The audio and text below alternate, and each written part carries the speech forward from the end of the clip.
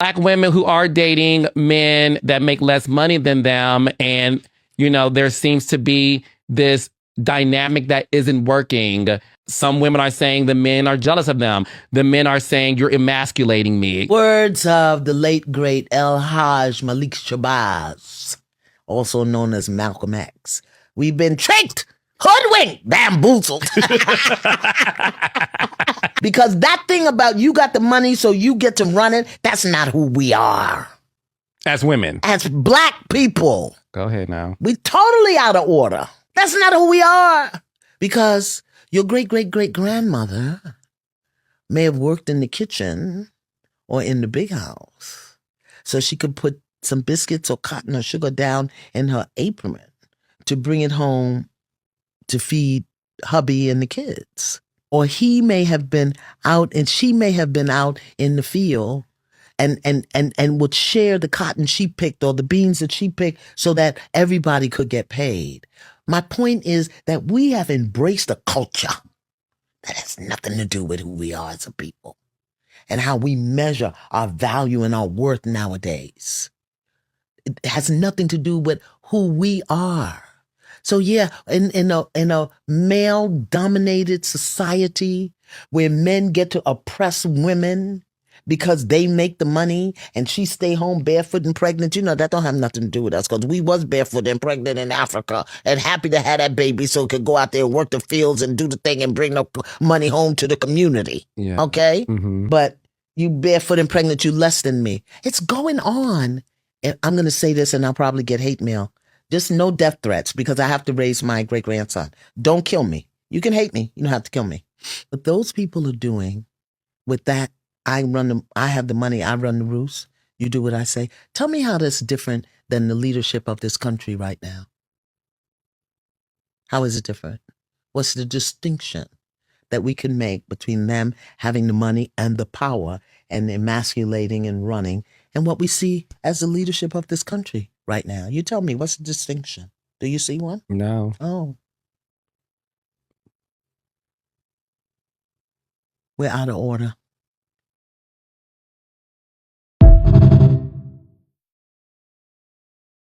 Hey, I am here and welcome to the channel. So today we're going to discuss the video that we just saw with Iyanla Vanzant. She was in an interview and again she is promoting struggle love to black women. Now she was supposedly retired. I remember that she did the last season of her show, and she said that she basically was done with all that. Personally, I thought that she would just continue to maybe write books and do pop-ups here and there to promote her books. But no, she actually came out again with a continuation of her show basically on the OWN network. So personally, I believe the reason why she came out again because for me, I believe that the majority of these famous people are actually controlled by the higher up handlers, if you will.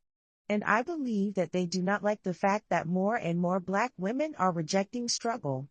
The whole system depends on black women ruling for all other groups of people. But the system really needs for black women to be mules, especially to black men and especially in romantic relationships. The system needs for black women to continue to clothe, feed, and shelter bum men.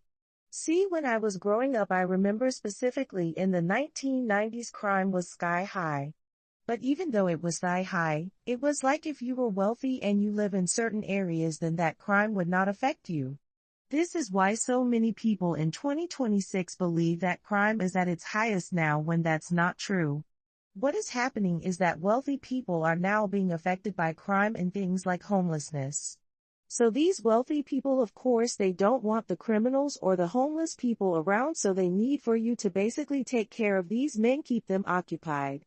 So honestly, that's why I believe that she's back out with a new show, and that's why I think she's peddling this message again and promoting struggle love to black women. Again, like I said before, more and more black women are actually rejecting struggle love and struggle men.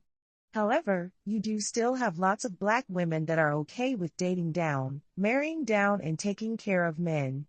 But lots of those women are not the type of women that men would be attracted to. And that's another big issue that's happening. There are plenty of women out there that will take care of men, but you do have sometimes where the men actually may not want to deal with those women because they don't look the way that they want them to look. So a few things are happening at once, and I believe again that's the reason why she's back out here spreading this message again.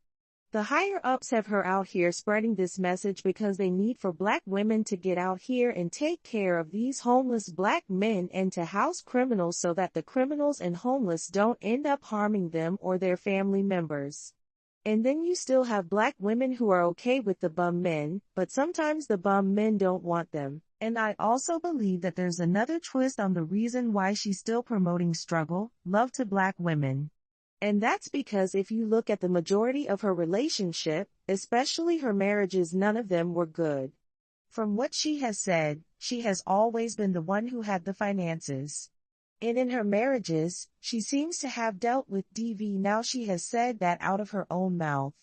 So sometimes women, and even sometimes older women, have gone through horrible things in life, and instead of wanting to see younger women around them do better, or just women in general will do better, they actually don't, and they give bad advice because they want those women to go through what they went through. Or they at least don't want them to do better than them. And I really think that is the case with Iyanla. Because at the end of the day, when she's promoting struggle love, this is what she's promoting. She's promoting for black women who they make $60,000 a year, has a car, have a job, a steady place to stay, and can maintain themselves to basically go and get a man who makes $25,000 a year, has no car, doesn't have a steady job, and doesn't even have a steady place to live. That's what she's promoting without saying it. She's not promoting for black women to go and maybe be with a guy that makes $50,000 but his car is paid off and maybe his family has a little bit of money so they helped him buy a house so his house is paid off, he has a job, he has saving, he has investments, and he's doing good for himself. That's not the dating down that she's talking about, where you may make more than a man, but he has less debt than you, his house and car is paid for, and he has money in the bank. No, she is talking about black women and going and getting absolute bums and taking care of them, because I believe that's what she did. And I also think that is why she got so upset with Ebony K. Williams when Ebony K. Williams said that she would not date a bus driver. And why would she date a bus driver when she is a multimillionaire? She's worth about $2 million, I believe. But see, Iyanla is also a multimillionaire, but she would probably date a bus driver, probably has, and she has married down several times, and clearly it's not working for her. But anyway, just be very aware of people who give bad advice, and again, I believe that there is people behind her telling her to spread this message to black women, and I also believe she doesn't mind spreading this harmful message to black women because essentially she doesn't have black women's best interest at heart. So let me know what you think about this topic and leave your comments below. Thank you for watching. Bye.